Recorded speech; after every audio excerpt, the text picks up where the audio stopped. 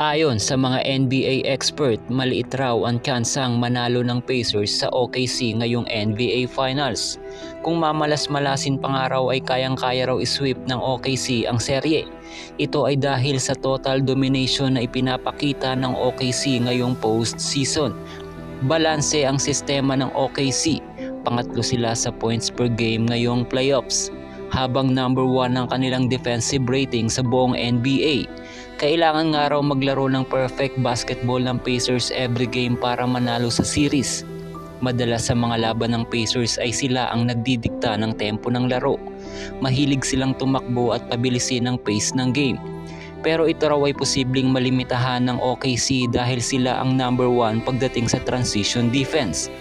Kayang-kaya nga raw pigilan ng OKC pagdating sa opensa ang mga main guy ng Indiana na sina Tyrese Haliburton at Pascal Siakam, dahil sa mga elite defenders na meron ng OKC tulad ni Jalen Williams, Lu Dort at Alex Caruso na kayang-kayang mag-switch pagdating sa depensa. Andyan din ang twin tower at rim protector ng OKC na sina Isaiah Hartenstein at Chet Holmgren. Idagdag mo pa ang basketball IQ at elite scoring ni SGA ay tiyak sobrang mahihirapan ng Pacers sa series na to. Plus, mas malalim ang bench ng OKC kumpara sa Pacers.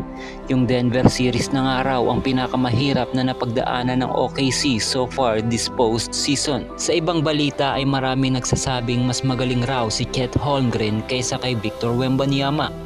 Halos magkapareho nga raw ang build ng dalawang player na ito. At halos may pagkakahawid din ng kanilang playing style.